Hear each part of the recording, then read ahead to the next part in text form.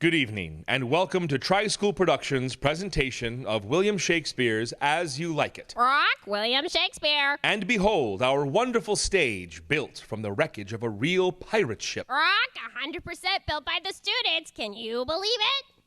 Yes, this show is completely built, performed, and run by our students from Notre Dame, Mercy, and Sarah High Schools.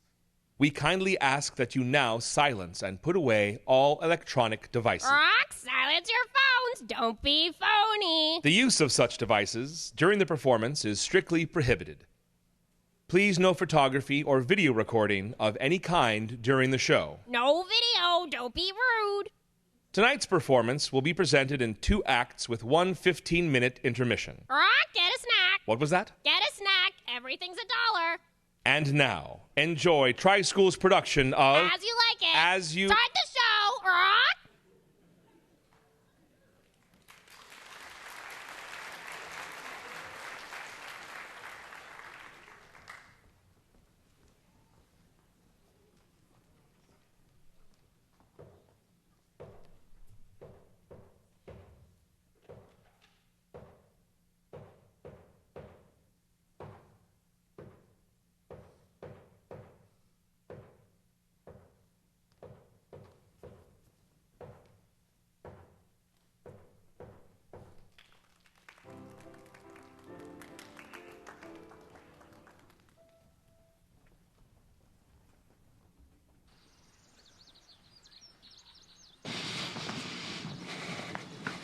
As I remember, Cathilda was upon this fashion bequeathed me by will but poor 1,000 crowns, and charged my brother on his blessing to breed me well.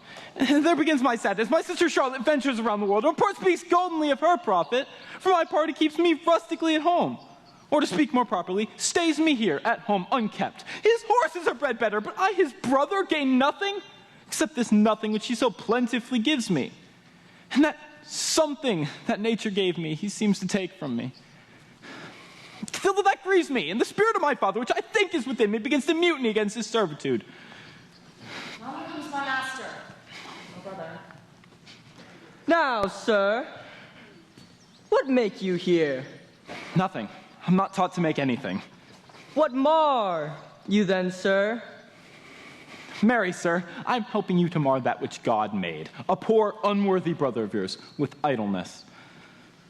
Marry, sir, be better employed. Shall I keep your hogs and eat husks with them?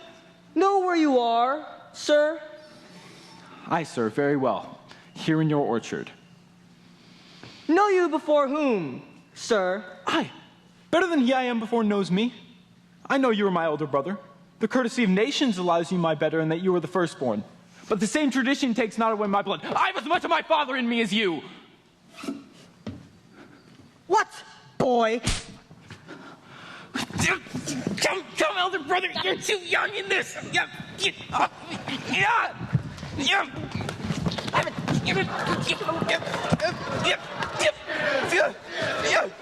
Will thou lay hands on me, villain? I am no villain. I am the youngest son of Sir Roland Tressilian. He was my father, and he is thrice a villain that said such a father begot villains. Sweet master, speak patience for your father's remembrance to be out of war. What? Let me go, I say! Oh, I shall not till I please. You shall hear me. My father charged you in his will to give me good education. You have given me nothing. You have trained me like a peasant, obscuring and hiding all gentlemanlike qualities. Therefore, allow me such exercises and may become a gentleman. Or give me the poor allotry my father left me by testament. With that I will go buy my fortunes. And what wilt thou do? Beg when that is spent? Well, sir, get you in. I will not long be troubled with you. You shall have some part of your fortune. I pray you, leave me. And get with him, you dog. Dog number 4. God be my old master, when I was spoken such a word. Is that even so? Begin you to grow upon me? Begin you to physic your rankness? And neither 1,000 crowns. Holla, Elizabeth!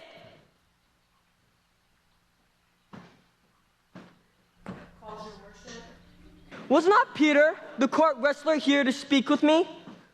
So please you, he's good authority and fortune's access to you. Solomon.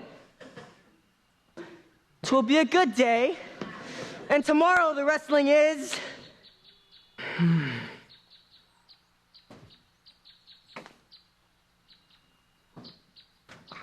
Good morrow to your worship. Good morrow, Peter. What's the new news at the new court?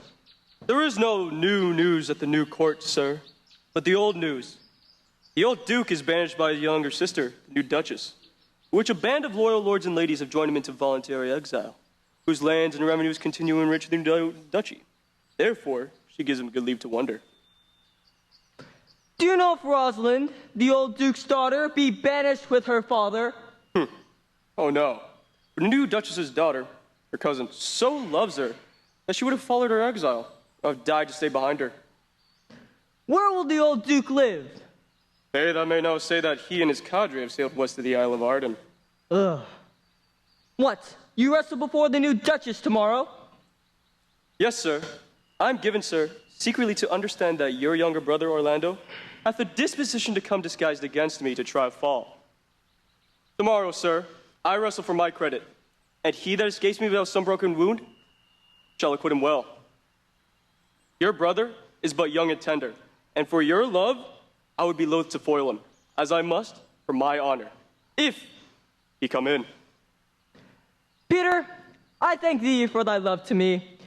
I had myself notice of my brother's purpose herein, and had by underhand means labored to dissuade him from it. But he is resolute. I'll tell thee, Peter, he is the stubbornest young fellow in Port Royal, full of ambition, a secret and villainous contriver against me, his natural brother. I had as life thou didst break his neck from his finger, and thou wert best to look to it. For if thou dost him any slight disgrace, or if he do not mightily grace himself upon thee, he will practice against you by poison.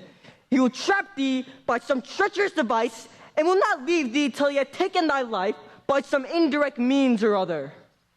I'm heartily glad I came hither to you. If he come in tomorrow, I'll give him his payment. And so God, keep your worship. Good lad, Peter.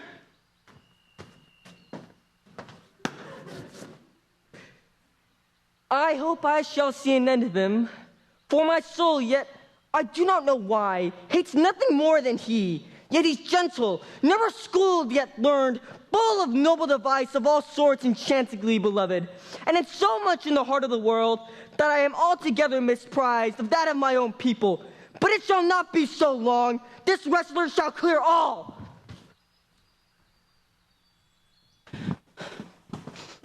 I pray thee, Rosalind, sweet my coz, be merry. Dear Celia, I show more mirth than I am mistress of. Unless you could teach me to forget a banished father, do not learn me to remember any extraordinary pleasures. Herein I see thou lovest me not with the full weight that I love thee. If my uncle, thy banished father, had banished thy aunt, the Duchess my mother, so thou had been still with me, I could have taught my love to take thy yours for mine.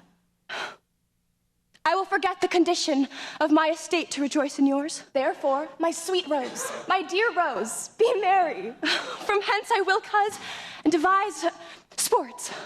Oh, what think you of falling in love? Marry, I prithee do, to make sport withal, but love no man in good earnest. What shall be our sport, then? Let us sit and mock the good housewife Fortune at her wheel, that our gifts may henceforth be bestowed equally. I would we could do so, for her benefits are mightily misplaced, and the bountiful blind woman doth most mistaken her gifts to women. 'Tis true, for though she makes fair, she scarce makes honest, and though she makes honest, she makes very ill-favoredly. Nay, now thou goest from Fortune's office to Nature's. No, when Nature hath made a fair creature, may she not by Fortune fall into fire? And hath Nature not sent in this fool to cut off the argument? Mistress, you must come away to your mother.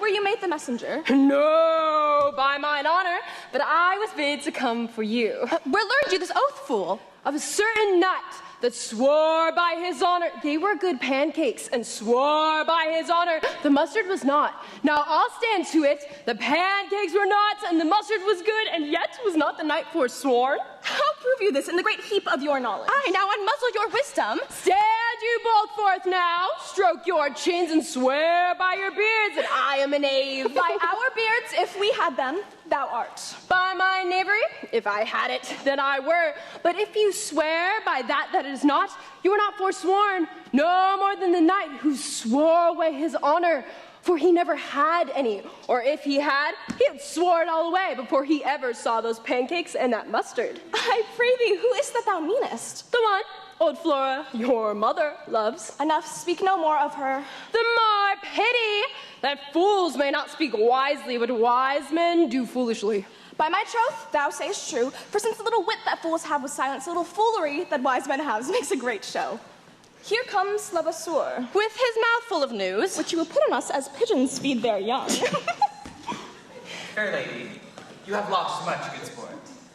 Sport? Of what color? What color, madam? How shall I answer you? as wit and fortune will, or as the destinies decree. Well said.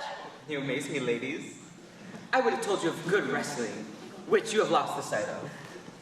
I shall tell you the beginning, and if it pleases your ladyships, you shall see the end. Well, the beginning. There comes an old man and his 3 sons. The eldest of 3 wrestled with Peter Blood, the Dutch's wrestler, which in a moment threw him and broke 3 of his ribs, that there was little hope of life in him. So he threw the second, and so the third. Alas, well, what is the sport, sir, that the ladies have lost? Why, this that I speak of. Thus men may go riser every day.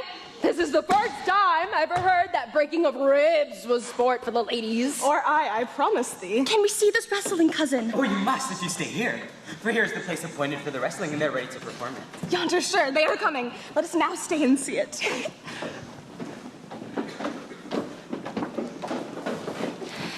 How now, daughter and cousin? Are you crept hither to see the wrestling? Aye, my liege, so please you give us leave. Well, you'll take little delight in it, I can tell you. There are such odds in the man. In pity of the challenger's youth, I'd fain dissuade him, but he will not be entreated. Speak to him, ladies. See if you can move him. Call him hither, good Monsieur Levasseur. Good sir. The challenger.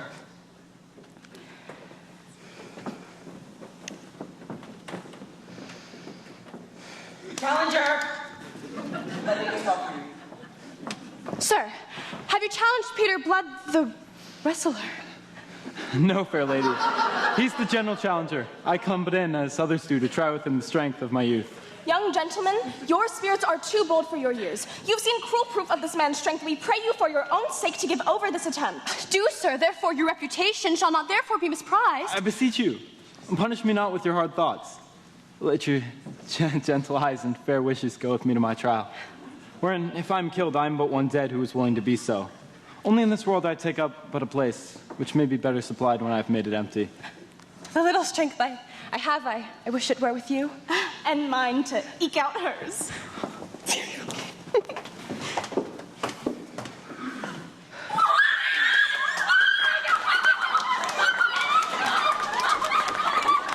Come! Where is this young count that is so desirous to lie with his mother earth? Ready, sir. You mean to mock me after? You should not have mocked me before. You shall try but one fall. No Hercules be thy speed, young man.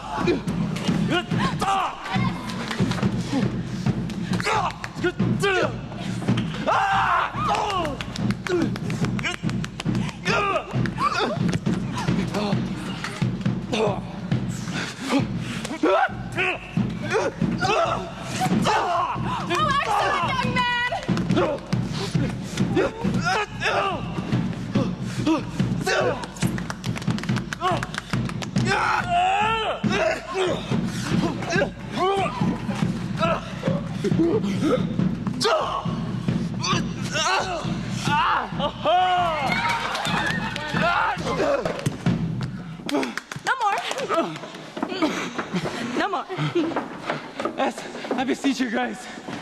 I am not well bred. How dost thou, Peter?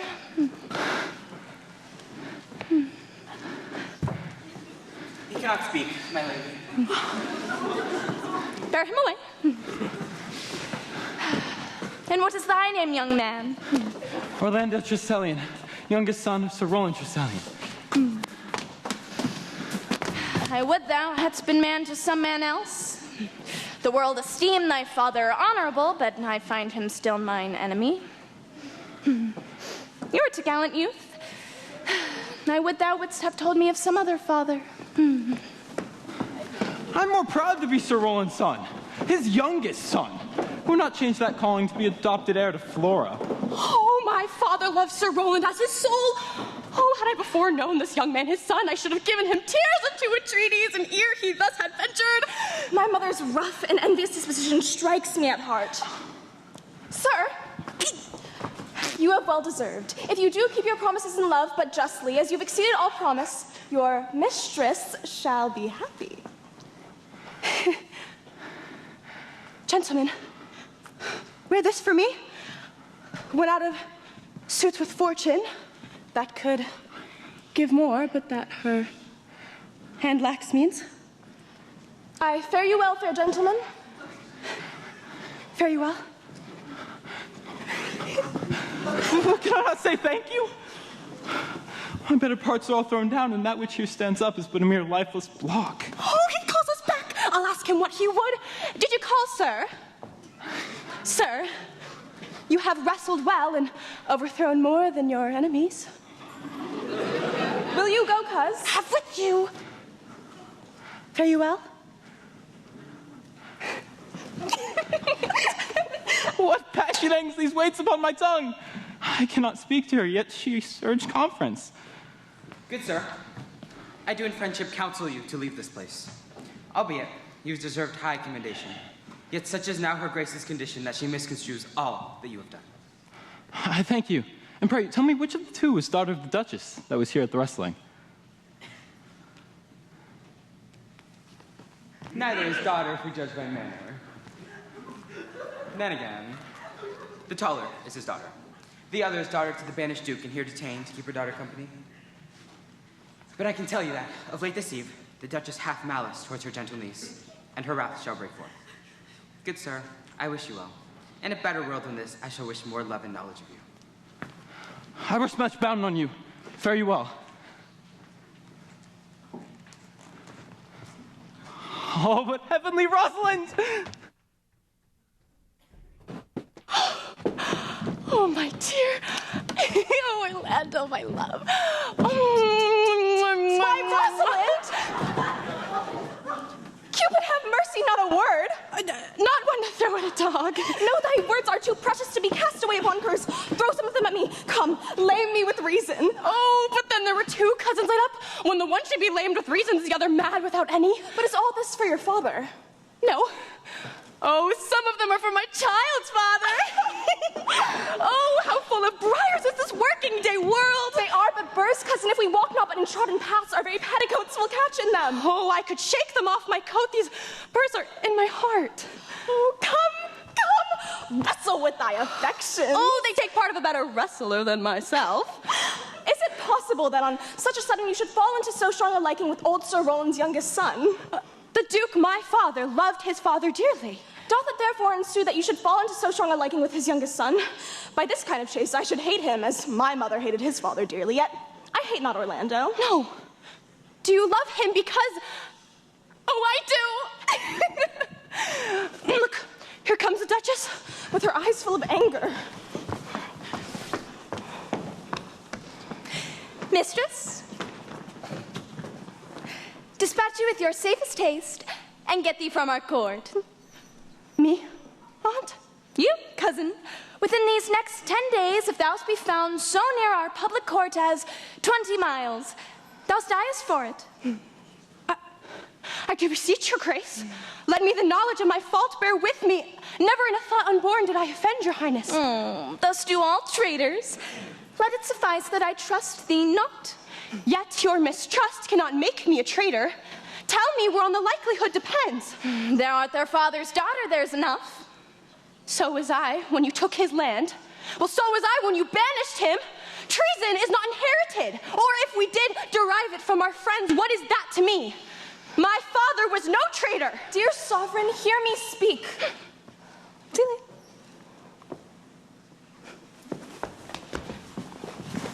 We'd stayed here for her sake, else had she been when her father ranged along. I did not then entreat to have her stay. It was your pleasure and your own remorse.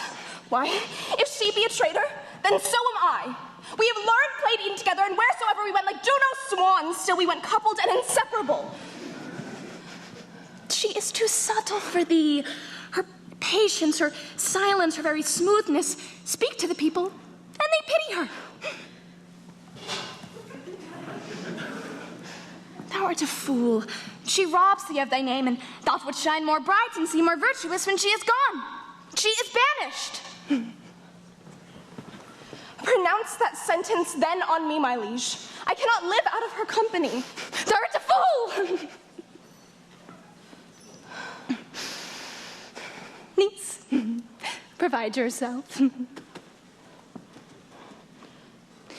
If you outstay the time upon mine honor, and in the greatness of my word, you die.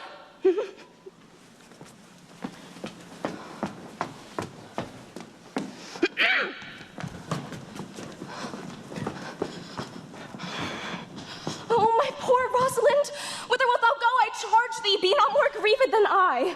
I have more cause. Thou hast not. Knowest thou not the Duchess hath banished me, her daughter? That she hath not, Celia. No, she hath not. Rosalind then lacks the love that teacheth thee that thou and I am one. Therefore, devise with me how we shall fly, whither to go and what to bear with us. Say what thou canst, I'll go along with thee. Why, whither shall we go? To seek out my uncle on the Isle of Arden. Alas, what danger it will be to us. Beauty provoketh thieves sooner than gold, you know.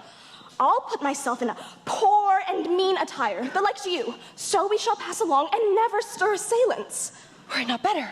For I am more than common fierce that it did suit me all points like a man. Oh, a gallant cutlass upon my thigh, and in my heart lie there what hidden woman's fear there will. And what shall I call thee when thou art a man? Oh, I'll have a name worthy of a salty buccaneer. And so, look, you call me Flint. And what shall you be called? Something that hath a reference to my state. No longer Celia, but Anne de la Vaux. And what if we essayed to steal the clownish fool out of your mother's court? Would she not be a comfort to our travel? She'll go along over the wide world with me. Leave me alone to woo her, and let's away and get our jewels and our wealth together, devise the fittest time and safest route to hide us from pursuit.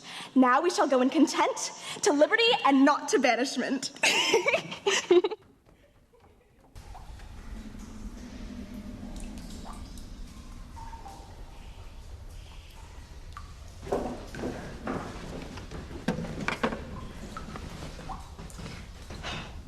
Come, all you young sailor men, listen to me.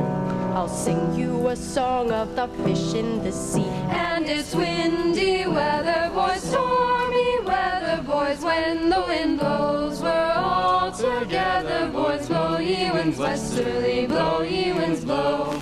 Jolly sou'wester, boys, steady she goes. Jumps the eel with its slippery tail, climbs up aloft and reefs the topsail. And it's windy weather, boys, stormy weather, boys. When the wind blows, we're all together, boys. Blow ye winds westerly, blow ye winds blow. Jolly sou'wester, boy, steady she goes. Jumps the shark with its 9 rows of teeth, saying, you eat the dough, boys, and I'll eat the beef. And it's windy weather, boys, stormy weather, boys. When the wind blows, we're all together, boys. Blow ye winds westerly, blow ye winds blow.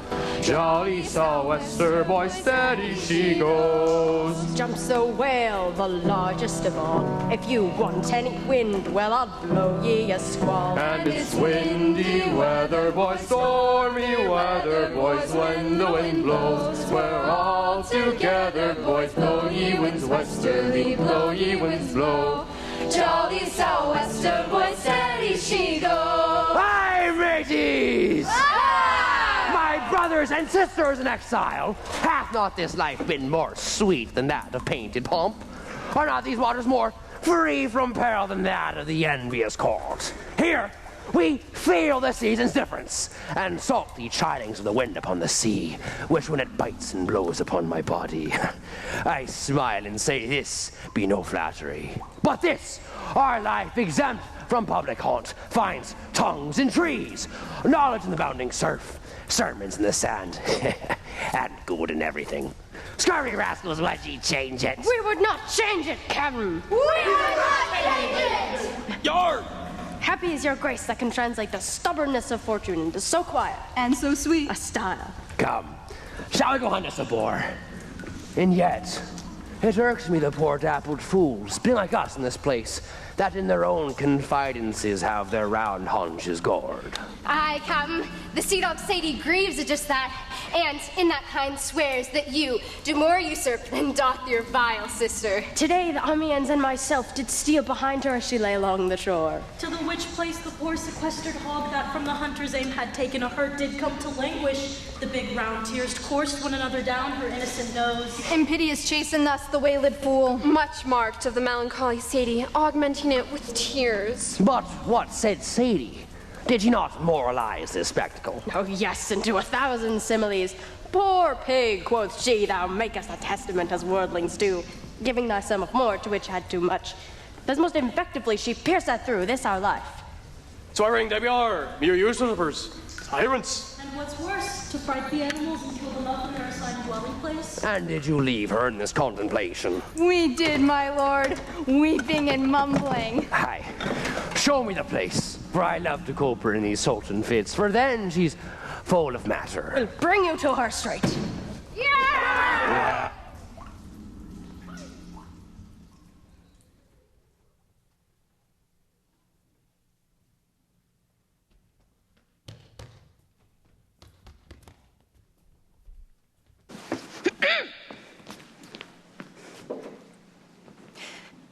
Can it be true that no man saw them?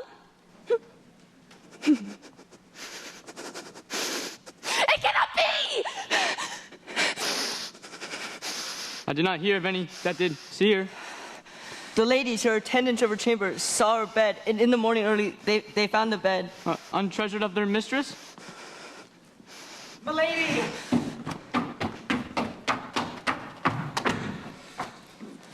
The clown! The foolish clown!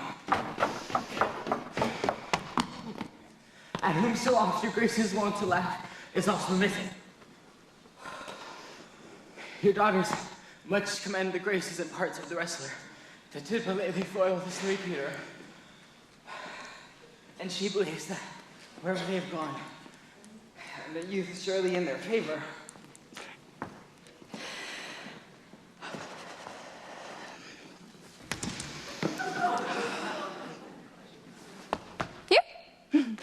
Send this to his brother.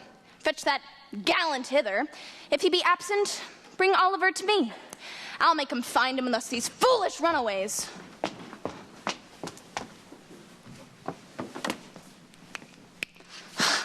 Worthless!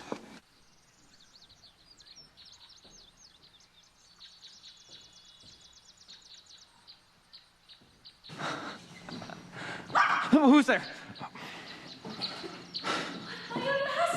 What make you here?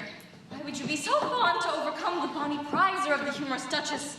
Your praises come too swiftly home before you. Your virtues, gentle master, are sanctified and holy traitors to you. Oh, why? What's the matter? Come not! Within these doors, within this roof, the enemy of all your graces lives. Your brother? No. No brother, yet the son, yet not the son. I will not call him son of whom I was about to call his father. This night he means the board and the lodging where you lie, and you within it. This is no place, this house is but a butchery. Abhor it, fear it, do not enter it. Why, whither? Where would thou have me go? Whither not, so you come not here. What, wouldst thou have me go and beg my food? Or with a sword make a thievish living on the open sea? No, I'd rather subject me to the diverted blood of a bloody brother. Do not so. I have 500 crowns, the thrifty hire I saved under your father. Be comfort to me. Let me be your servant. Although I look weak, yet I am strong. Let me go with you. Good Cathilda, how well in thee appears the constant service of the antique world. Thou art not for the fashions of these times. But come thy ways. We'll go along together, and here we have thy youthful wages spent. We'll light upon some settled low content. Master, go on, and I will follow thee to the last gasp of truth and loyalty. For 17 years to now, did I lived. I will hear no more.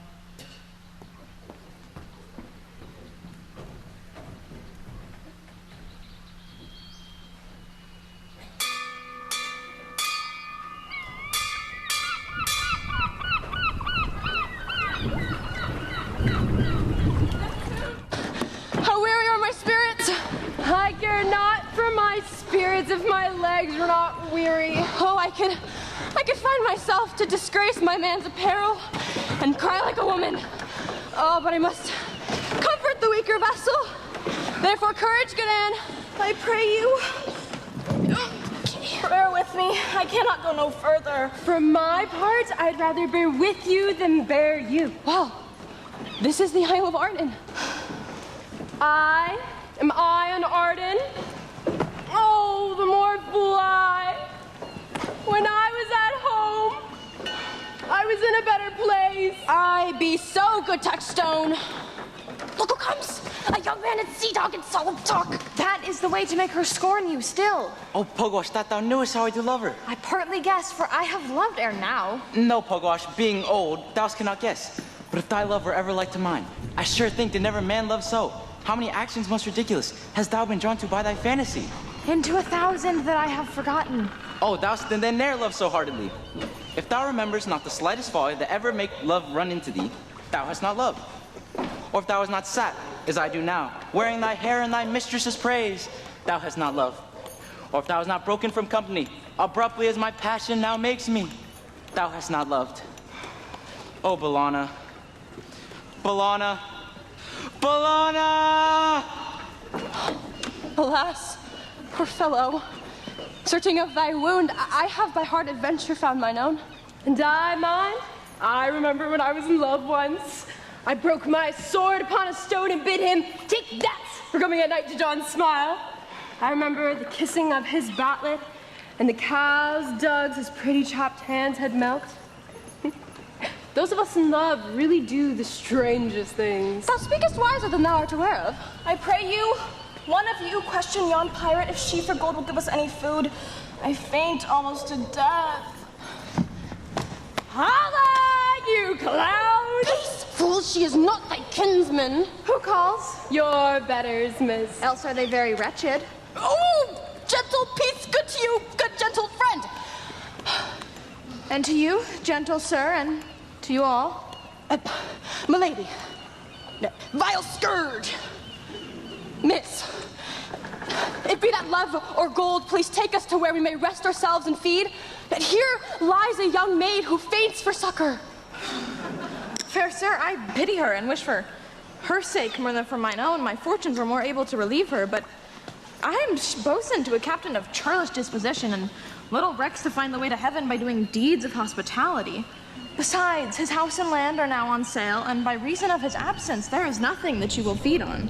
Well, who is he that shall buy this place? That young hand you saw but erewhile. Please, if it stand with honesty, buy the cottage in our name, and thou shalt have to pay it of us. And we will mend thy wages. I like this place and willingly could waste my time in it. Assuredly, the thing is to be sold. Go with me, and I will your very faithful feeder be, and buy it with your gold right suddenly.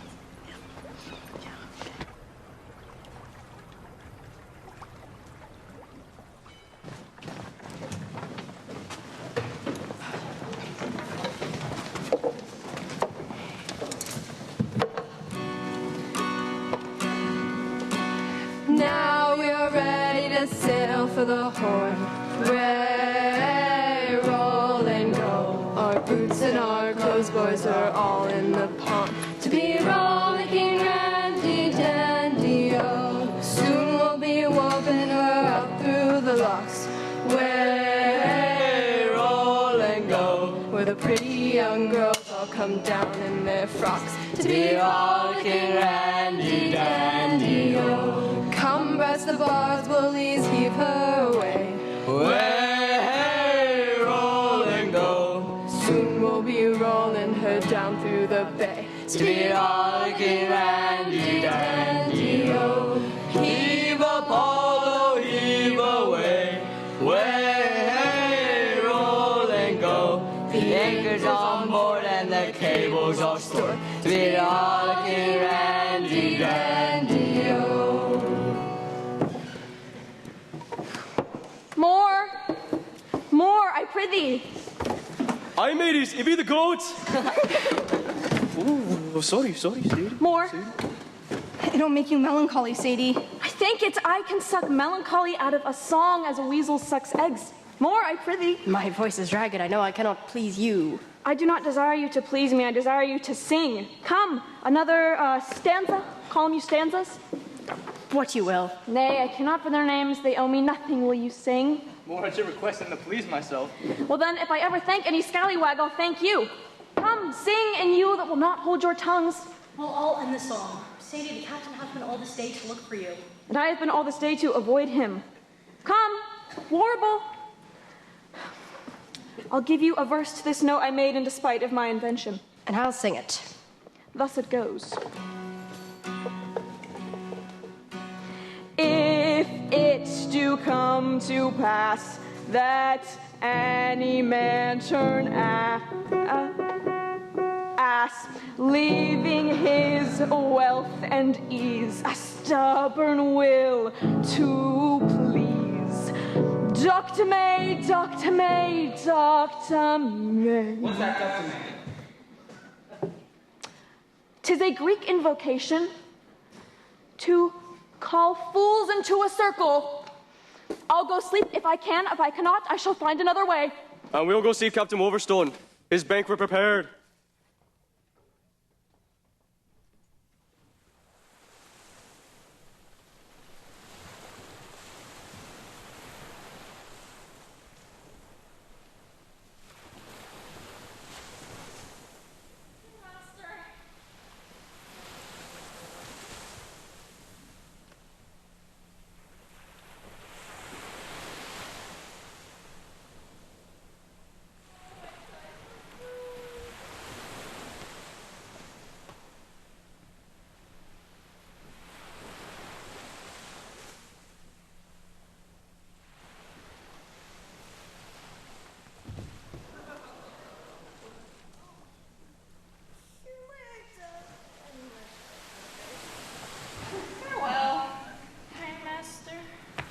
Why, how now, Cathilda? No greater heart than thee.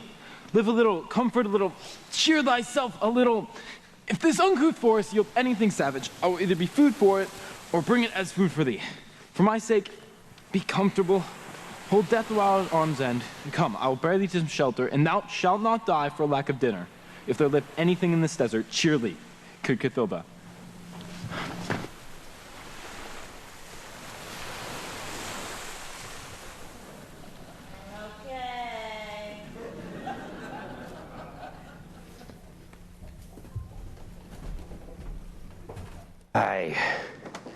I think she'd be transformed into a beast, for I can nowhere find her on this island. My lord, she's but even now gone hence. Here was she marry, hearing of a song. If she be compact of jars, grow musical, for she will be shortly discourse into spheres.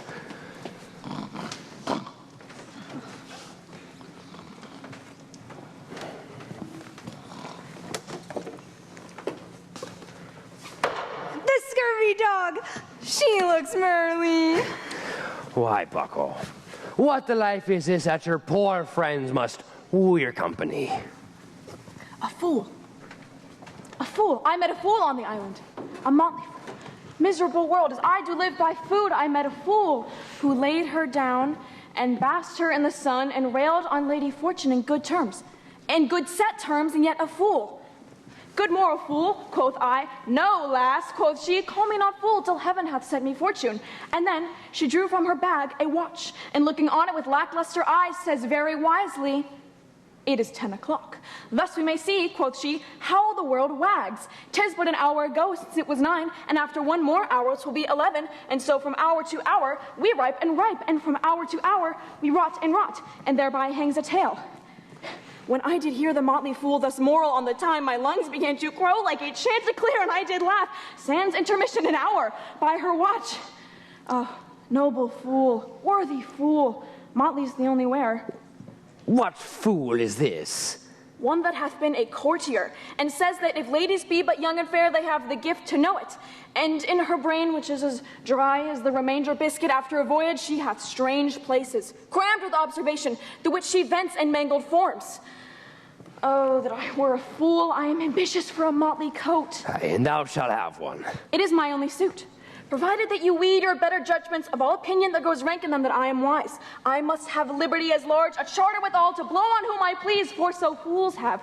Give me leave to speak my mind, and I will through and through cleanse the foul body of the infected wound, if they will patiently receive my medicine. Fie on thee, I can tell what thou wouldest do. What for a counter would I do but good?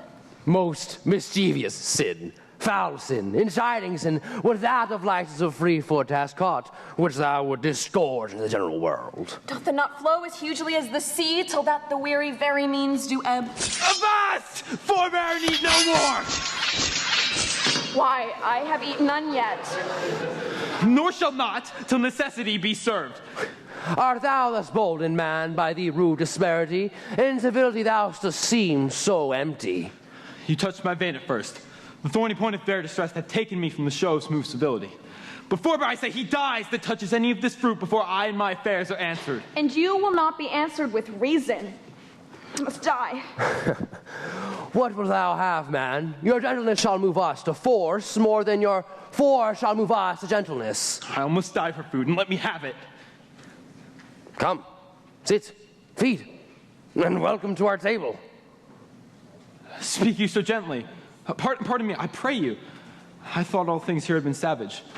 But whatever you are that lose and neglect the creeping hours of time, if ever you knew what 'tis to pity and to be pitied, let gentleness my strong enforcement be, and hide my sword.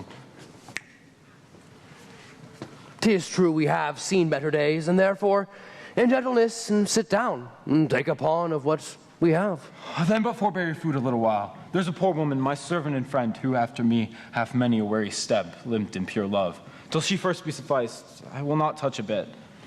Go find her, and we will waste nothing till your return. I thank ye, and be blessed for your comfort.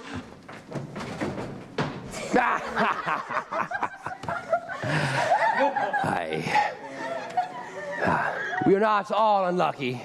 This wide universal theatre presents more woeful pages than that of the scenes in which we play in. All the world's a stage, and all the men and women merely players. They have their exits and their entrances, and one man in his time plays many parts, his acts being 7 ages. First, the infant, mewling and puking in the nurse's arms, and then the schoolboy with satchel, creeping like snail, unwilling to school, and then the lover, sighing like furnace, with a woeful ballad made to his mistress's eyebrow. And then the soldier, full of strange oaths, and bearded like the pard, jealous in honor, sudden and quick and quarrel, seeking the bubble reputation even in the cannon's mouth. And then the justice, in fair, round belly, with good cape and line, with eye severe, and beard of formal cut, with full of wise saws and modern instances. And so he plays his part. The 6th age shifts into the lean and slippered pantaloon, with spectacles on nose and pouch on side, and his big manly voice turning again toward childish treble, pipes and whistles in his sound. The last scene of all that ends this strange, eventful history is second childishness, mere oblivion, sans teeth, sans eyes, sans taste, sans everything. Welcome. Sit your venerable bird and let her feed. I thank ye most for her. So had you need it, I scarce can speak. Welcome to. Give us some music, lads.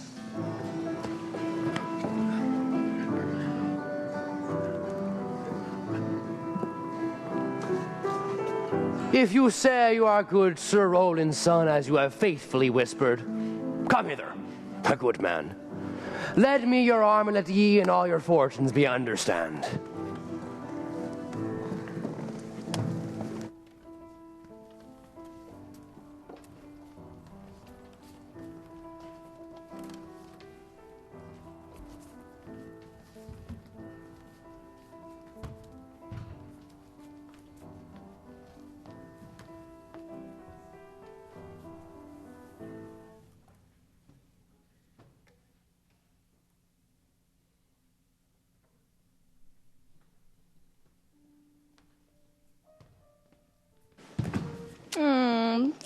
Not seen him since? That cannot be. But if I were not so merciful, I should punish thou present and not seek an absent argument. Find out their brother wherever he is. Bring him dead or living within this fortnight. All things that thou dost call thine do we seize in our hands, till thou can't call quits thee upon thy brother's mouth of what we think against thee. Oh, that your highness knew my heart was in this. I've never loved my brother in my life.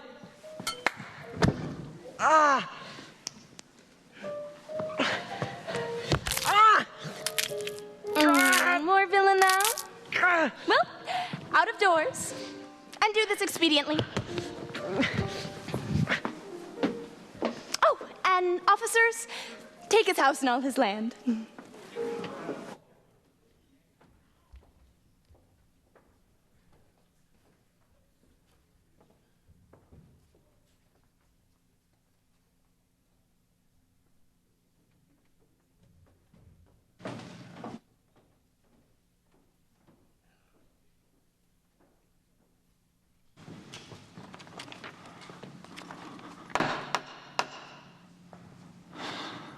Hang there my verse in witness of my love.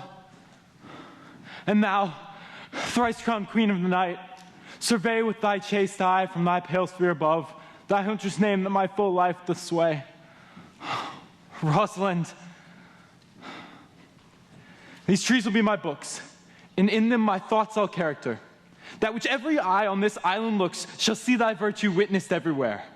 Run, run, Orlando, carve on every tree the fair, the chaste, the unexpressive she.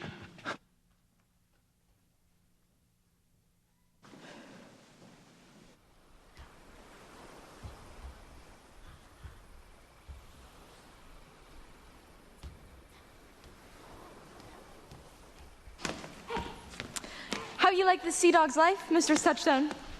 Truly, bucko, in respect of itself, it is good life. In respect that it is a pirate's life, it is not. In respect that it is devious, I like it very well. In respect that it is dangerous, it's a very vile life. Hast any philosophy in the pirate? No more, but that I know the more one sickens, the worse at ease he is, and that he that wants money, means, and content is without 3 good friends, and that a great property of rain is to wet, and a cause of the night is lack of the sun. Such a one as a natural philosopher. Wast ever in courts, pirates? Truly? Then thou art damned. Nay, I hope. Truly then, thou art damned. For not being at court, what makes ye say this? Why, if thou never wast at court, thou never saw'st good manners. If thou never saw'st good manners, thy manners are wicked, and wickedness is sin, and sin is damnation. Not a whit, Touchstone. Those that are good manners at the court are as ridiculous at the sea as the behavior of the sea is most mockable at the court. You told me you salute not at the court, but you kiss your hands. That courtesy would be uncleanly if courtiers were deckhands. Instance, briefly. Come, instance. Why, we are sweaty handling our ropes and sails, and our nature, you know, is salty. What? Do not courtiers' hands sweat? And is not the salt of the ocean as wholesome as the sweat of a man? Shallow, shallow. Better thinking, I say. Come. Our hands are hard and calloused. Then your lips will feel them more quickly. Shallow thinking yet again. Come on, mend the instance, bucko. I am a true laborer. I earn that I eat, get that I wear, owe no man hate, envy no woman's good, glad of other woman's happiness, content with my harm, and the greatest of my pride is to see the wind in my sails and the sun mirrored in the brine. Your wit is too courtly for me. I'll rest now. You're going to rest while you're still damned? If thou beest not damned for this, the devil himself will have no pirates. Here comes young Mr. Flint, my new mistress's brother. From the east to the west end, no jewel is like Rosalind. Her worth being mounted on the wind through all the world bears Rosalind. All the pictures fairest lined of a black to Rosalind. All right, me so. 8 years together. Dinners and suppers and sleeping hours expected. Peace, you fool. For a taste, if a hark do lack a hind, let him seek out Rosalind. If a cat will after kind, so be such will Rosalind. Sweetest nut doth sourest rind, such a nut is Rosalind. This is a very false gallop of verses. Why do you infect yourself with them? I found them on a tree, you dull fool. Truly, the tree yields bad fruit. Peace! Here comes my sister, stand aside. Therefore, heaven nature charged that one body should be filled with all graces wide enlarged. Thus, Rosalind of many parts, by heavenly synod was devised, of many faces, eyes, and hearts, to have the touches dearest prized. How now? Back, friends. Miss, go off a little. Touchstone, go with her. Avast, scallywag, let us make an honorable retreat, not with bag and baggage, but with scrip and scrippage. She always like this? Yeah. Didst thou hear these verses? Oh, I heard them all. But didst thou hear these verses without wondering how thy name should be hanged and carved upon these trees? Is it a man? And a chain that once you wore about his neck. Change your color. I prithee, who? Oh, wonderful, wonderful, and most wonderful, wonderful, and yet again wonderful, and beyond my ability to express. Wonderful. Good my complexion. Dost thou think, though I'm caparisoned like a man, that I have a doublet and hose in my disposition? I wouldest thou can't that thou mightest pour this concealed man out of thy mouth as wine comes out of narrow-mouthed bottle, either too much at once or none at all. I pray thee, uncork thy mouth that brings thy tidings. And you would do what to this man? Is he of God's making? What manner of man? Is his chin worth a beard or head worth a hat? It is young Orlando that stripped the wrestler's heels and your heart both in an instant. Nay, but the devil take mocking. I speak, sad brow and true maid. I faith, cuz, 'tis he. Orlando? Orlando. Alas the day! What shall I do with my doublet and hose? What did he when thou sawest he? What said he? How looked he? Did he ask for me? Oh, when shall thou see him again? Answer me in one word. You must borrow me Gargantua's mouth first, as it were too great for any mouth of this age's size. But does he know that I'm dressed as a man and on the island? Look as freshly as he did the day he wrestled. It is as easy to count atoms as it is to resolve the propositions of a lover, but take a taste in my finding him. I found him under a tree like a dropped coconut. Oh, though it may be such a... And we might well be called Jove's tree to bear such fruit. Give me audience, good madam. Proceed. There he lay, stretched along like a wounded knight. Oh, though it may be such a pity to see a sight, it well becomes the ground. Cry hollow to thy tongue, it curvets unseasonably. He was furnished as a pirate. Oh, woman, as he sails to plunder my heart! I would sing my song without a burden, thou bringest me out of tune. Prithee, dost thou know I am woman? When I think I must speak, sweet say on. Hi, Sadie. Soft, comes he not here? Oh, 'tis he! Slink by and note him!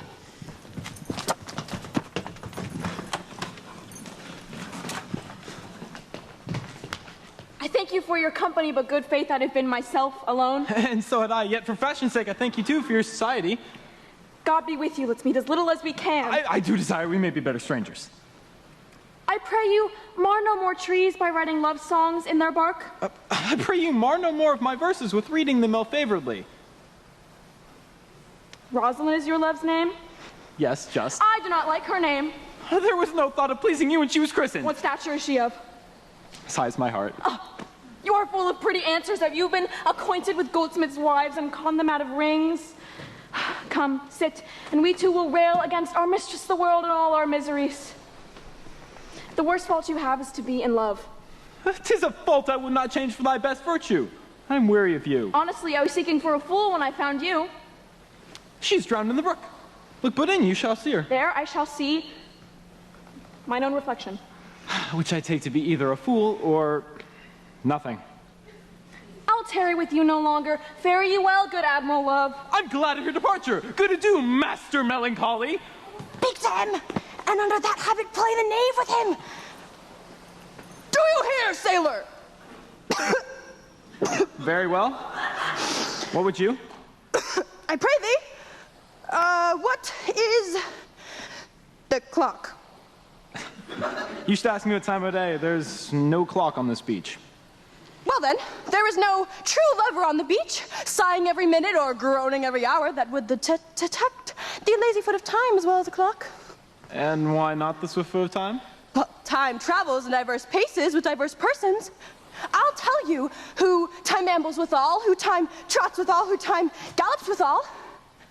I prithee, who doth he trot withal? With a maid, between the contract of her marriage and the day it is solemnized. Although the time be but 7 days, time's length is so hard it seems the length of 7 years. And who ambles time withal? With a priest that lacks Latin and a man who hath not the gout.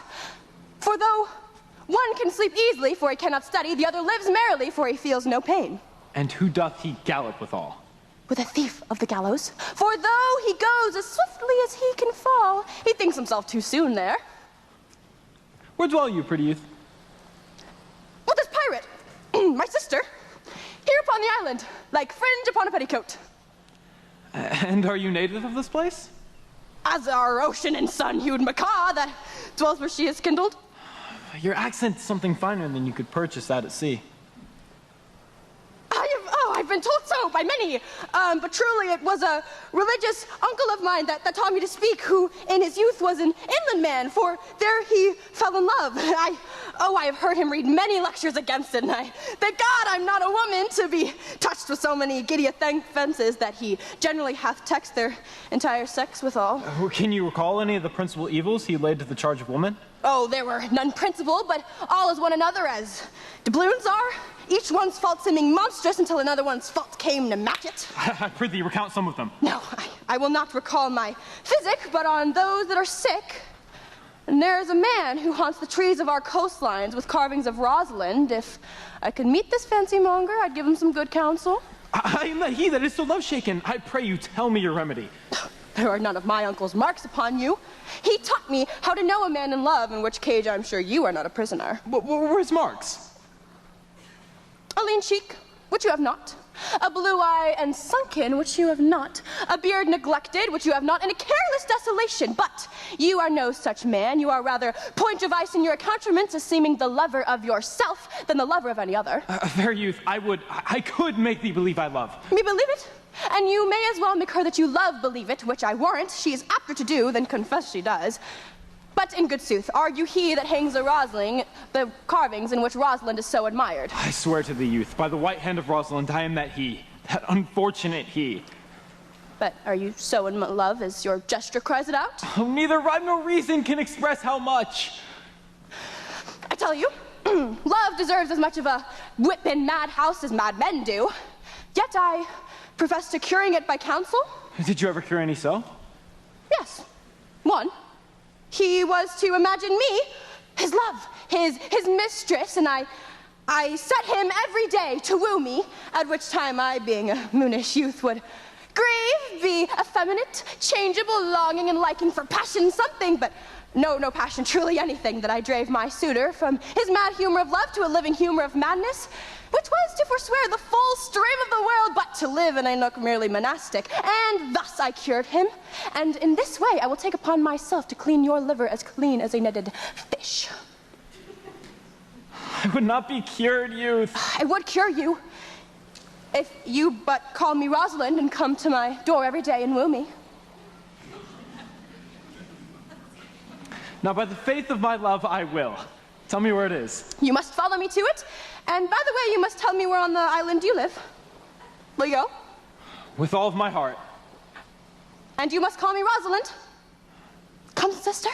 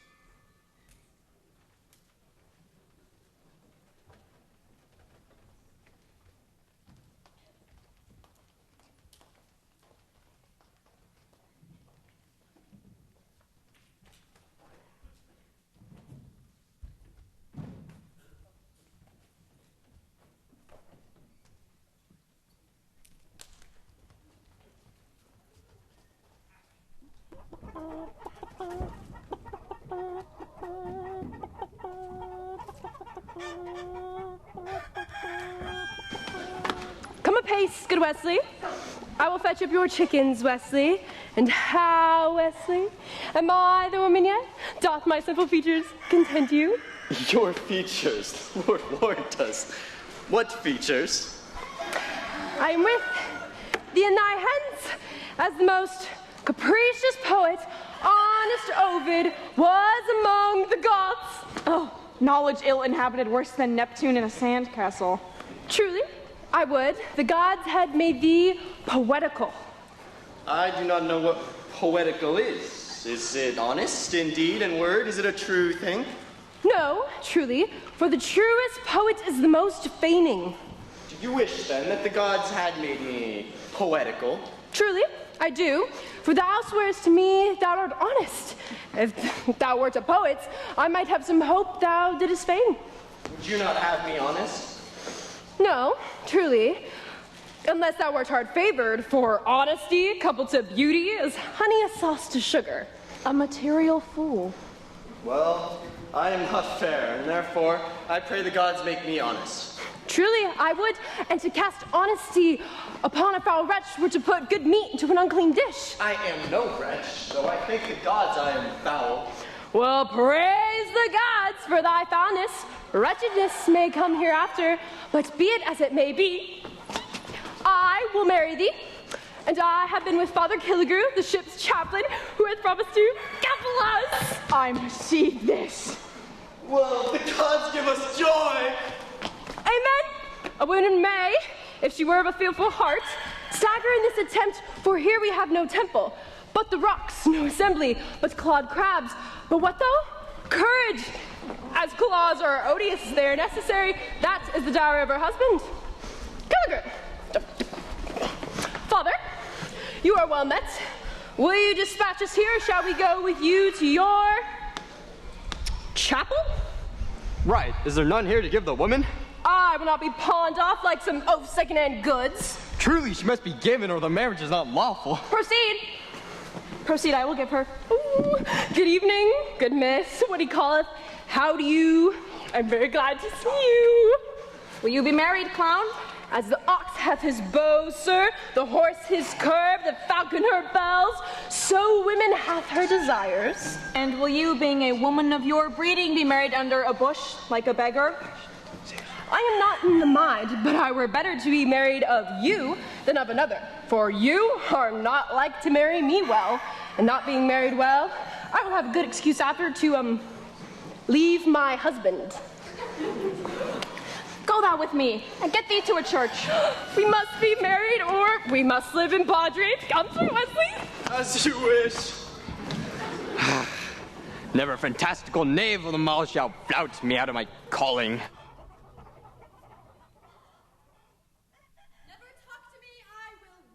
Do, I prithee, yet have the grace to consider tears do not become a man. But have I not cause to weep?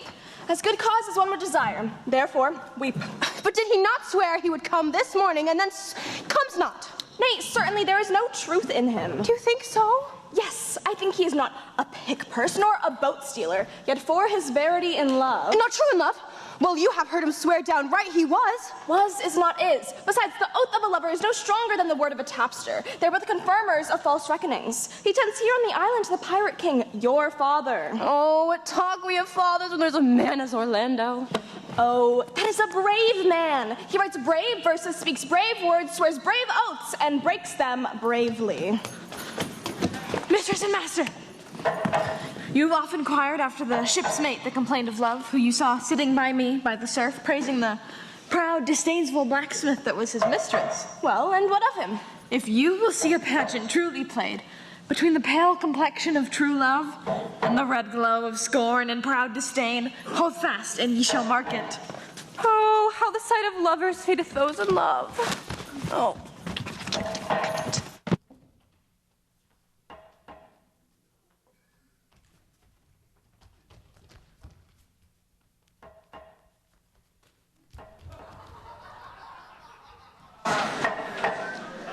Sweet Bellana? Bellana? Bellana Victoria? Do not scorn me. Do not, Bellana.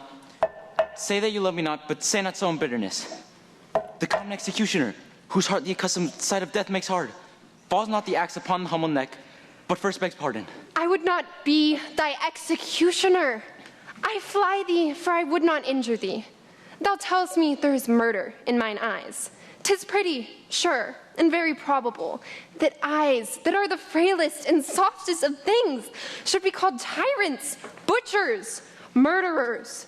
Now I do frown on thee with all my heart, and if mine eyes can wound, now let them kill thee. Now counterfeit to swoon, why not fall down? Or if thou canst not, oh, for shame, lie not to say mine eyes are murderers. Now show the wound mine eye hath made in thee. Scratch thee but with a pin, and there remains some scar of it. But mine eyes, which I have darted at thee, hurt thee not. Nor, I'm sure, is there any force in eyes that can do hurt. Oh, dear Bellona, if ever, as that ever may be near, you meet in some fresh cheek the power of fancy, then shall you know the wounds invisible that love keen's arrow make. But till that time, come not thou near me. And why? I pray you. Who might be your mother that you insult and exult over the wretched? What? Though you have no beauty, must you therefore be proud and pitiless? Why look on you in this way? Oh, it's my little wife. I think she means to entangle my eyes too. No, faith-proud mistress, 'tis not your bugle eyeballs nor your cheek of cream that can tame my spirit to your worship. You, matey, wherefore do you follow her? You are 1,000 times a proper man than she a woman, and it is not her glass, but you that flatters her. And out of you she sees herself more proper than any of her lineaments can show her. You, mistress, know yourself, for I must tell you friendly in your ear, sell when you can, you are not for all markets. Cry this man mercy, love him, take his offer. And with that, I leave thee. Come, sister. Sweet youth, I pray you, chide a year together. I'd rather hear you chide than this man woo. Oh, do not fall in love with me. I am falser than vows made in wine. Besides, I like you not. Ply her hard, bucko. Come on. Hard. Sunken bard, now I find thy saw of might. Whoever loved that loved not at first sight. Sweet Bellona? What sayest thou? Sweet Bellona, pity me. Why, I'm sorry for thee, gentle Guybrush. Wherever sorrow is, relief would be. If you do sorrow at my grief and love, by giving love, your sorrow and my grief were both exterminated. Thou hast my friendship. Isn't that enough? I would have you. Well, that's just greedy. The time was that I hated thee, Guybrush, and yet it is not that I bear thee love. But since that thou canst talk of love so well, thy company I will endure, and I'll employ thee too, but do not look for further recompense. So holy and so perfect is my love, and I, in such a poverty of grace, loose now and then a scattered smile and that I'll live upon. Knowest now the youth that spoke to me erewhile? Not very well, but I have met him. Think not that I love him, though I ask for him. 'Tis but a peevish boy, and yet he talks well. But what care I for words? And yet words do well, when he that speaks them pleases those that hear. It is a pretty youth, not very pretty, but sure he's proud. And yet his pride becomes him. He'll make a proper man. The best thing in him is his complexion, and faster than his tongue did make offense, his eye did heal it up. There be some women, Guybrush, had they marked him in parcels as I did, who would have gone near to fall in love with him. But for my part, I love him not, nor hate him not. And yet, I have more cause to hate him than to love him. For what had he do to chide at me? I marvel at why I answered not again. But that's all one. Omittance is no quittance. I'll write to him a very taunting letter, and thou shalt bear it. Wilt thou, Guybrush? Bellona, with all my heart. I'll write it to him straight. Go with me, Guybrush.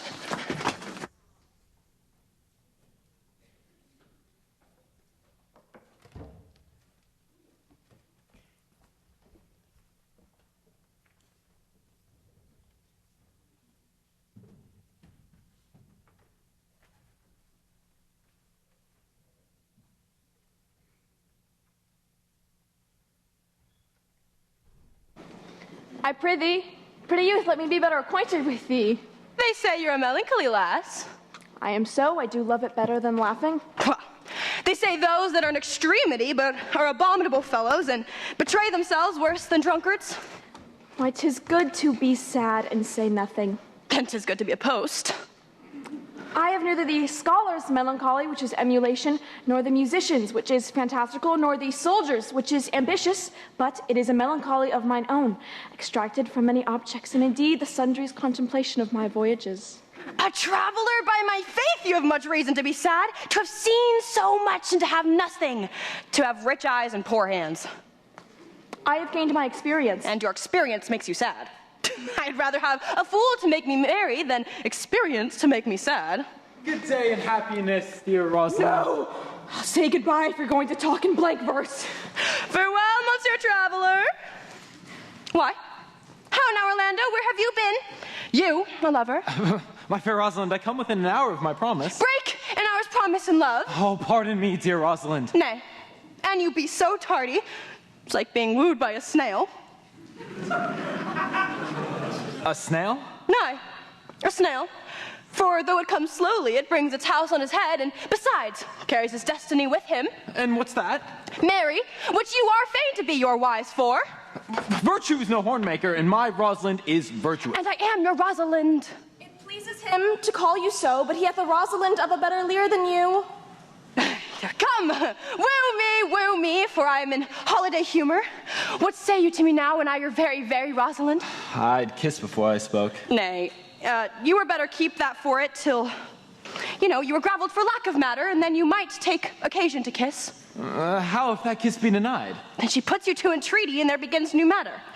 Who could be out being before his beloved mistress? Mary, I should think if I were your mistress, my honesty ranker than my wit. And what of my suit? Not out of your apparel, and yet out of your suit. Am I not your very Rosalind? I take some joy to say you are, because I'd be talking of her. Well, then in her person I say I will not have thee. In my person I say I die. Nay, there were never... And the world is nearly 6,000 years old, and there was never anyone who died in such a love cause. Troilus had his brains dashed out with the Grecian club, yet he did what he could to die before, and he was one of patterns of love. And, well, these are all lies. Men have died and worms have eaten them, but never out of love. I would not have my right Rosalind of this mind, for I protest her frown might kill me. By this hand, it will not kill a fly. Now, I will be your Rosalind in a more coming on disposition. Ask me what you will, I will grant it. Oh, then love me, Rosalind. Aye. Fridays and Saturdays and all. And wilt thou have me? Aye. And 20 such. What sayest thou? Are you not good? I hope so. Can one desire too much of a good thing? Sister, you shall be the priest and marry us. Take my hand, Orlando. What say you, sister? Pray thee, marry us. I cannot find the words. You must say, will you, Orlando, take thee, Rosalind? Will you, Orlando, have to wife this Rosalind? I will. And when? Why, as fast as she can marry us. Well, then you must say, I take thee, Rosalind, for wife. I take thee, Rosalind, for wife. I do take thee, Orlando, for husband. Tell me, how long would you have her after you possessed her? Why, forever and a day. Oh, say thee ever, without the day. Oh, Orlando, men are April when they woo, December when they are wed. Maids are May when they are maids, but the sky changes when they are married. And I will weep for nothing, and I will do so when you are disposed to be married. Well, will my Rosalind do so? By my life, she will do as I do. Oh, no, but she's wise. Oh, or else she could have the wit to do so. They do say the wise are the waywarder. A man with a wife with such wit, he might say, wit whither wilt. Nay. You were better keep that check for it till you met your wife's wit going to your neighbor. And what wit could wit have to excuse that? Mary! Say she came to seek you here. You shall never take her without her answer, lest you take her without her tongue. And a woman who doesn't know how to make an indiscretions look like her husband's is barely a woman. Oh, for these 2 hours, Rosalind, I must leave thee. Alas, I cannot lack thee these 2 hours. I must attend the captain at dinner. By 8 o'clock, I will be with thee again. Aye. Go your ways, go your ways. I knew what you would prove. My friends told me as such, and I thought no less. That flattering tongue of yours won me, it is but cast away, and so come death! 8 o'clock is your hour. Aye, sweet Rosalind. By my troth, if you break one jot of your promise, I shall think you the most hollow lover, unworthy of her you call Rosalind. Therefore, beware and keep your promise. With no less religion than if thou wert indeed my Rosalind. So, farewell.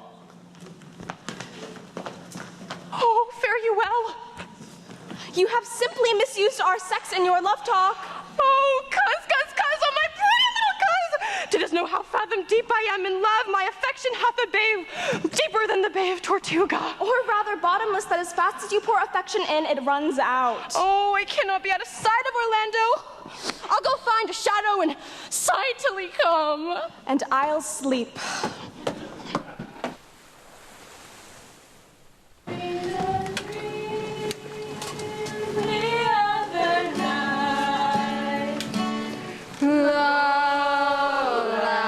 Lowlands, lowlands away, me John. My love, she came dressed all in white. Lowlands away. I dream my love came in my sleep. Lowlands, lowlands away, me John. Her cheeks were wet, her eyes did weep. Lowlands away. She came to me at my bedside. Lowlands, lowlands away, me John, all dressed in white like some fair bride. Lowlands away. Then I awoke to hear the cry.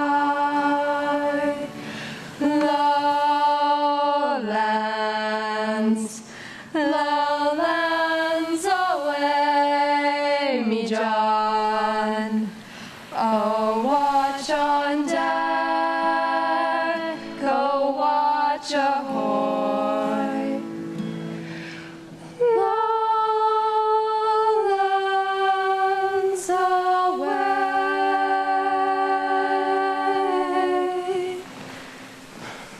Well, how now? Is it not past 8 o'clock and still no Orlando? Look who comes here.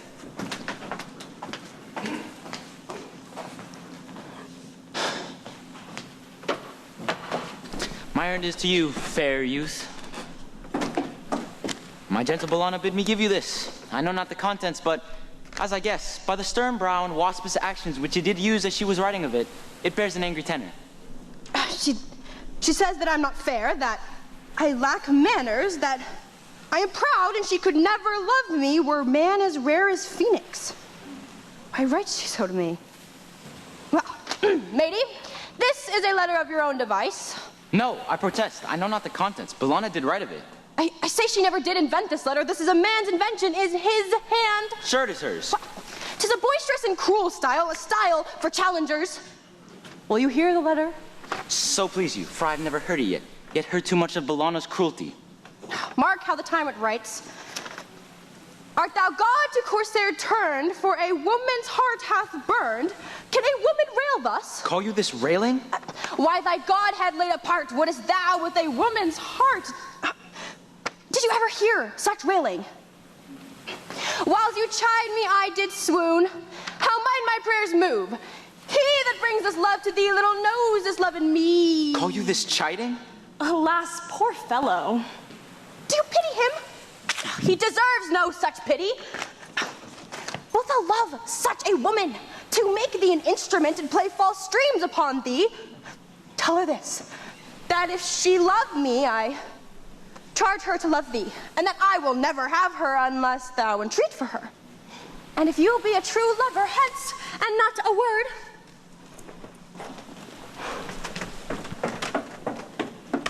Here comes more company.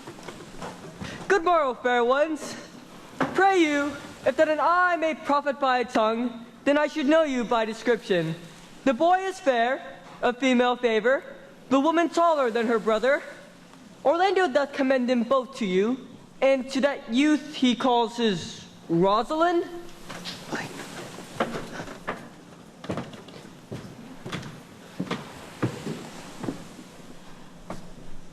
He sends this bloody scarf. Are you he? I am. What are we to understand by this? Some of my shame, if you will know of me, what man I am, and how, and why, and where this cloth was stained. I pray you, tell it. When the last the young Orlando parted from you, he left a promise to return again, under an hour, and pacing through the forest, lo, what befell? What object did present itself? Under an oak, a wretched, ragged man, overgrown with hair, about his neck a gilded snake had wreathed itself, and with nimble threats approached the opening of his mouth. But suddenly, seeing Orlando, it unlinked itself, and with intended glides did it slip away into a bush, under which bush's shade a bear with cat-like watch lie waiting.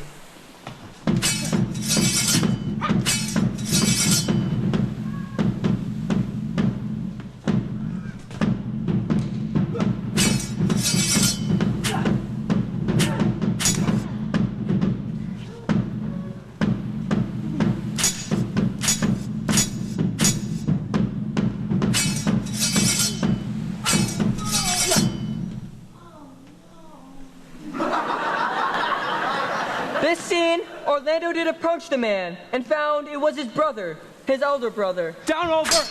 Oh, I have heard him speak of that same brother and did render him the most unnatural that lived amongst men. Well, I know he was unnatural. Well, Orlando, did he leave him there? Food to that hungry bear?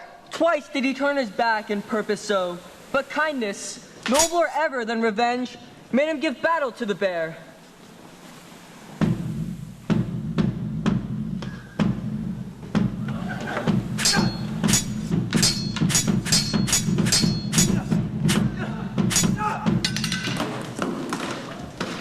The bear quickly fell before him.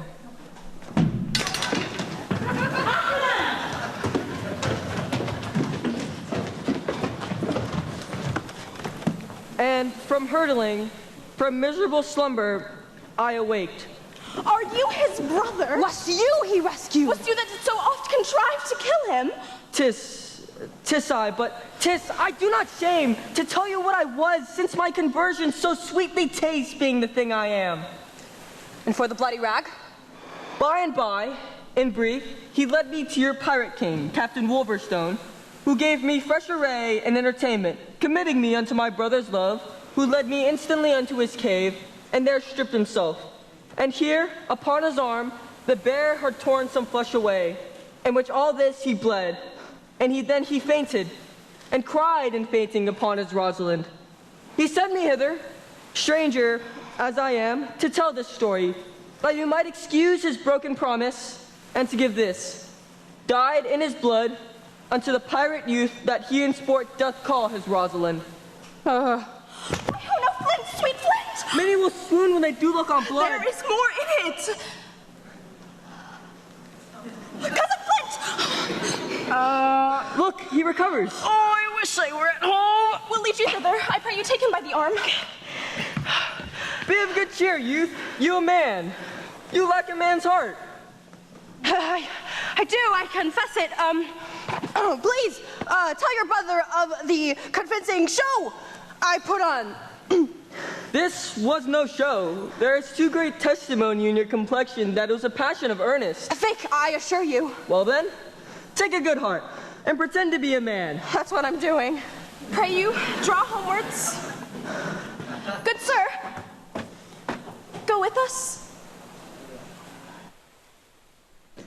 Yes, miss. I will devise something, but I tell you, fake. Will you go?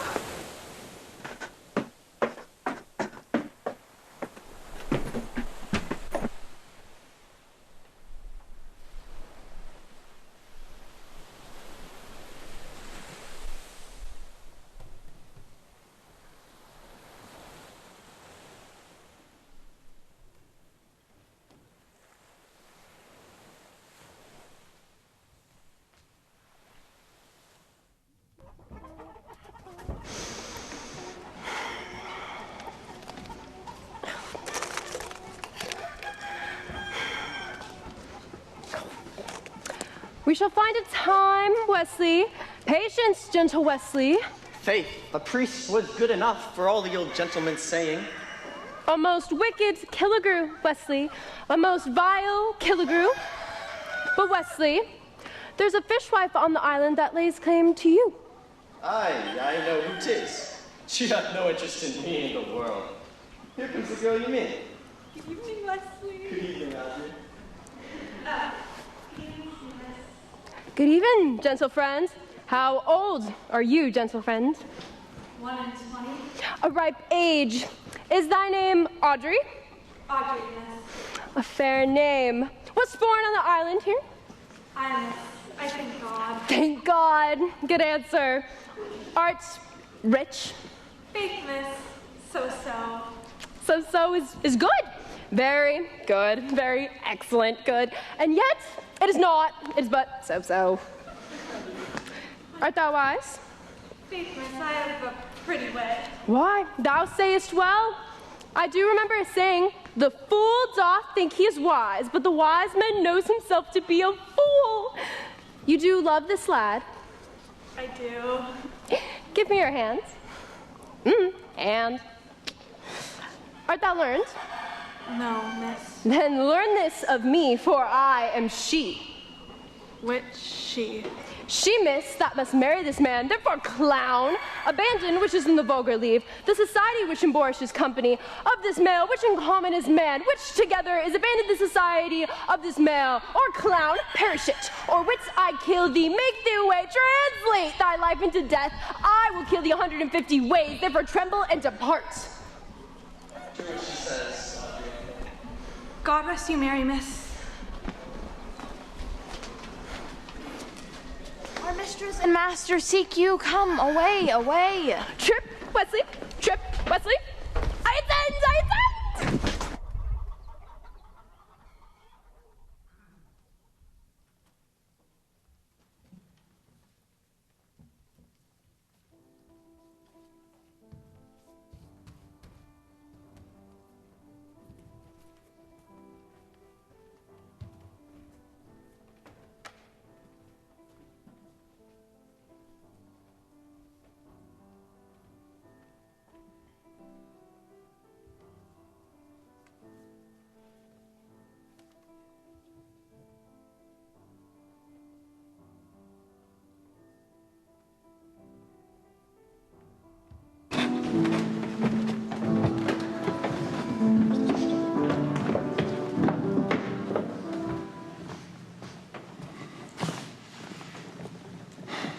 Is it possible that on such little acquaintance you should like her? That but seeing her you should love her? And loving woo, and wooing she should grant? Neither call the giddiness of it in question, the small acquaintance, my sudden wooing, nor her sudden consenting.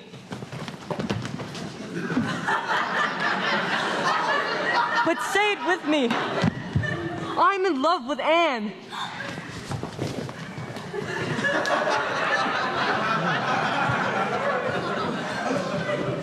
Let your wedding be tomorrow. Thither I'll invite the captain and all of his contested followers. Go you and prepare, Anne.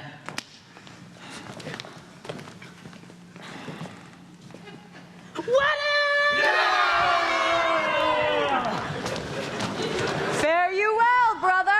And you, fair sister. Well, how now, Orlando, how it grieves me to see you wear thy heart in a scarf. It's my arm. Well, I thought your heart had been wounded by the claws of a bear. Wounded it is, but with the eyes of a lady. Well, did your brother tell you how I counterfeited to swoon when he showed me your handkerchief? Aye, and greater wonders than that. Nay, I know where you are. It is true, there never was something so sudden as the fight of two rams or Caesar's brag of I came, saw, and overcame. For your brother and my sister no sooner met but they looked, no sooner looked but they loved, no sooner loved but they asked the reason, and when found the reason, sought the remedy, and in this way they will create of stairs to marriage in which they will both climb. Shall be married tomorrow. But so much the more I shall tomorrow be at the height of heart heaviness. By how much shall I think my brother happy in having what he wishes? Well, can I not serve your turn for Rosalind? I can live no longer by pretending. I will do you no more with idle talking, but believe that I can do strange things. I have, since I was 3 years old, conversed with a magician most profound in his art. If you do love Rosalind so much as your gesture cries it out, when your brother marries Anne, you shall marry her. It is not impossible to me. Are you serious? By my life, I am. Therefore, put you in your best array, for if you will be married tomorrow, you shall. And here comes a lover of mine and a lover of hers. Youth! You have done me much ungentleness to show the letter that I writ to you. I care not if I have. Here you are followed by a faithful fellow. Love him, he worships you. Good man, tell this youth what 'tis to love. It is to be all made of sighs and tears, and so am I for Bellana. And I for Flint. And I for Rosalind. And I for no woman. It is to be all made of faith and service, and so am I for Bellana. And I for Flint. And I for Rosalind. And so am I for no woman. It is to be all made of fantasy, all made of passion, and all made of wishes, all adoration, patience, and impatience, all purity, all trial, all observance, and so am I for Bellana. And so am I for Flint. And so am I for Rosalind. And so am I for no woman. If this be so, why blame you me to love you? If this be so, why blame you me to love you? If this be so, why blame you me to love you? Who do you speak to? Why blame you me to love you? To her that is not here, nor doth not hear. I pray you no more of this.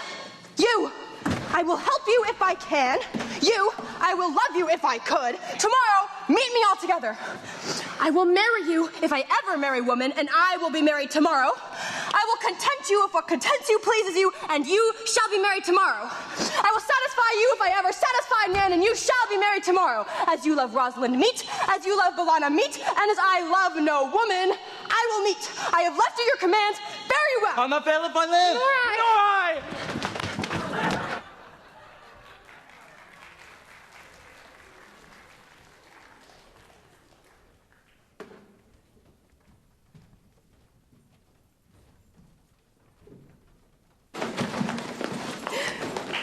Today is the joyful day, Wesley. Today is the day we will be married. I do desire it with all my heart, and I hope it is no dishonest desire to be a man of the world. Here comes some of our captain's crew. Well met. By my troth, well met. Come, play me and my groom to be a song. We are here for you. Sit I in the middle. Let us sing as we sign upon the ties that carry us in harmony. Oh, Nancy Dawson, hi-oh. She helped the bosun, hi-oh. That was a caution, hi-oh.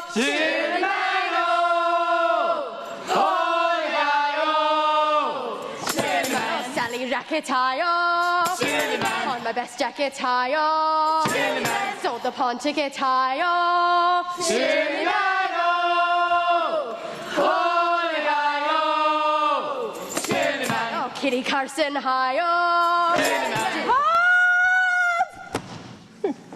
Truly, pirates, though there was no great matter in the ditty, yet the note was very untunable. We kept time right out. We lost not our time. By my troth, I count it, but time lost to hear such a foolish song. God be with you, and God mend your voices. Come, Wesley.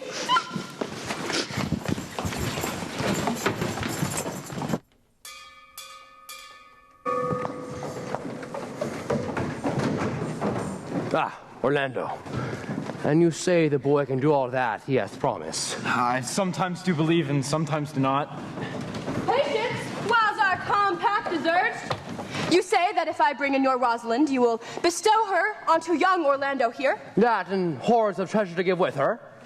And you say you will have her if she be willing. Oh, that would I, were I of the 7 seas a king. You say you will have me if I be willing. That will I, should I die the hour after. But if you do refuse me, you will bestow yourself to this most faithful mate. That's the deal. And you say you'll have Bellana if she be willing. I'd have her, even if it killed me.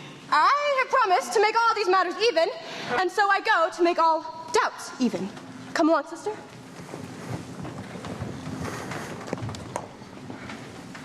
You know, That scallywag does have some lively touches of my daughter's favor. My lord, the first time I ever saw him, methought he was a brother to your daughter.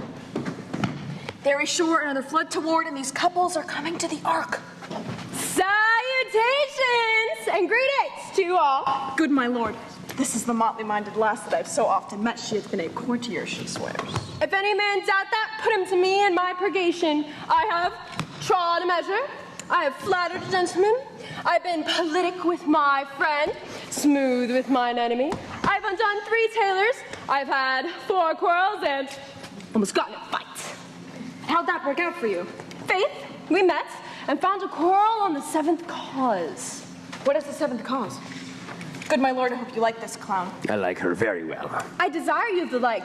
I press in here, sir, amongst the rest of the country's copulatives, to swear, to forswear, as marriage binds and blood breaks, a simple lad, sir, an ill-tempered thing, sir, but mine own. But of the 7th cause, how did you find the quarrel in the 7th cause? Upon a lie, 7 times removed. Bear your body more seemingly, Wesley. As thus, sir, I did dislike the cut of a certain courtier's beard. He sent me word, if I said his beard was not well cut, he was in the mind, it was. This is called the retort courteous. If again it was not well cut, he would send me word, he cut it to please himself. This is called the quip modest. If again it was not well cut, he disabled my judgment. This is called the reply churlish. If again it was not well cut, he would answer, I spake not true. This is called the reproof feliet. If again it was not well cut, he would say, I lie. This is called the countercheck quarrelsome. And so to lie circumstantial and the lie direct. And how oft did you say his beard was not well cut? I durst go no further than the lie circumstantial, nor he durst not give me the lie direct, and so we measured swords and parted. And can you name the steps of that argument again? The retort courteous, the quip modest, the reply churlish, the reproof valiant, the countercheck quarrelsome, the lie circumstantial, and the lie direct. All of these you may want to avoid, but the lie direct, and you may want to avoid that too. But with an if. I knew when 7 justices could not take up a quarrel, one of them thought, but of an if. As if you were to say this and that, then I must have said such and such. And so they shook hands and swore brothers. If is the only peacemaker. Much virtue in if. Is this not a rare talent, Captain? She's as good as anything and yet a fool. She uses her folly like the stalking horse with the presentation of which she shoots her wit.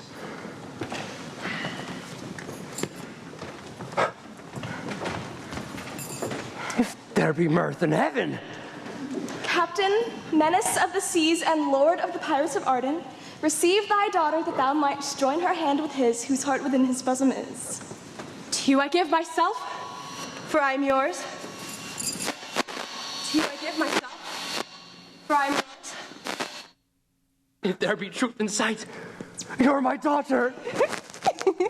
I'll have no father if you be not he, and I'll have no husband if you be not he. If there be truth in sight, you are my Rosalind. If sight and shape be true, why then, my love, adieu. Peace, ho, I, bar confusion. You and you, no cross shall part. You and you are heart in heart. You to his love must accord or have a woman as your lord.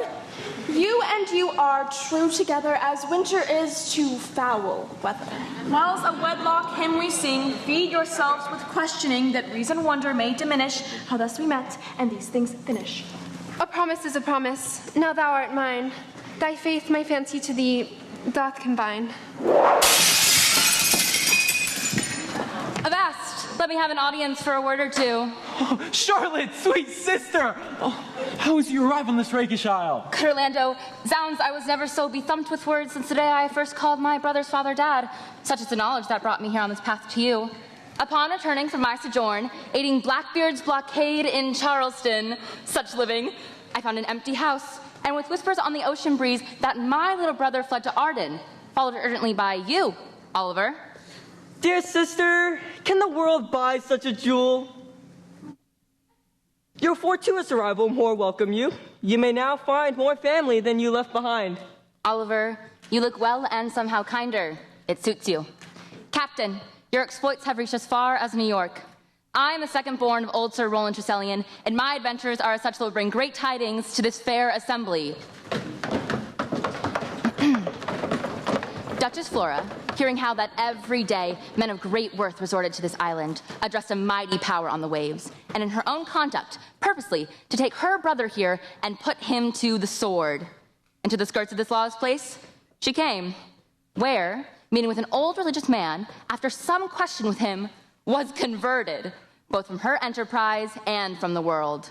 His crown, bequeathing to her banished brother, and all their land was restored to them again that were with him exiled. Do not break off so, for we may pity though not pardon thee. How should one sick of the gout? I'm grown in perpetuity and be cured. Oh, God bless us. How the hours have racked and tortured me. Why didst thou depart from thy native home? To fetch my ungrateful daughter, my runaway. A league we had sailed before the always wind-obeying deep gave any tragic instance of our harm. The sailors sought for safety by our boat, then left our ship, thinking right to us. The seas waxed calm, and we discovered a ship from afar, making amend to us. But here they came, the ship had seized on us, and knowing whom they'd have saved, gave heathful welcome to their shipwrecked guests, and would have reft the fishers of their prey. Do as the heavens have done. Forget your evil. With them, forgive yourself. Well, money is a better soldier, sir, and will on. And I have a bag of money here, it troubles me. If you will help bear it, take half. Or all, for easing me of the carriage. Most wicked, madam. And to call sister of my lord would even infect my mouth. I require thy duchy of thee, which perforce you know thou must now restore. Pirate, thou saltwater thief! What foolish boldness brought thou to their mercies? Whom so, in terms so bloody, so dear, hast made thine enemies? Plead no more, I am not partial to infringe our laws. The enmity and discord which of late has sprung from the rancorous outrage of your duchess to all well-dealing countrymen, who want guilders to redeem their lives, for they say, if money go before, all ways do lie open. And how shall I speed you in your journey's end? Think you shall never return to tell one. This to be true, I do engage my life. All that is mine I leave at thy dispose, my goods, my lands, my reputation. Only in lieu thereof dispatch me hence. Come, sister. Are ye ready for death? Over-roasted rather than ready long ago. Shame and guilt confounds me. Forgive me. If hearty sorrow be sufficient ransom for offense, I tender it here. I just really suffer as I take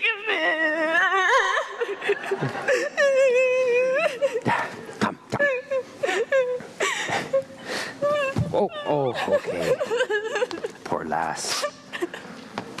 Sister Flora, bondage art the way to liberty, and I call ye to fear no more tavern bills and be called no more payments.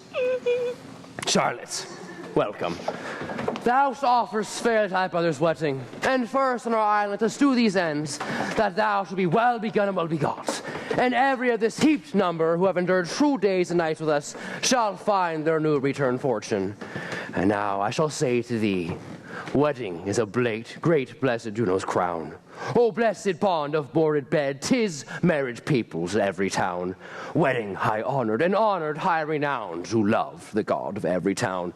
My niece, welcome out thou to me, and my daughter no less degree. And all ye bride and bridegrooms with measures heaped in joy, music, and fall into revelry.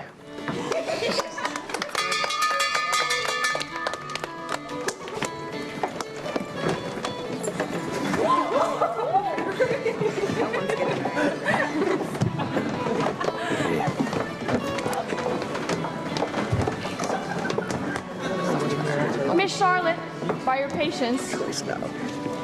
If I heard you rightly, the Duchess hath thrown into neglect the pompous court. She hath? To her will I, there is much to be heard and learned. You, to your former honor I bequeath, your patience and your virtues well deserve it. You, to a love your true faith doth merit. You, to land and love and great to allies. You, to a long and well-deserved bed. And you, to wrangling. The honeymoon will last 2 months, tops. And so, to your pleasures, I am for other than dancing measures. Stay, Sadie, stay. No, Captain, this fun is not for me. I'll wait on the ship.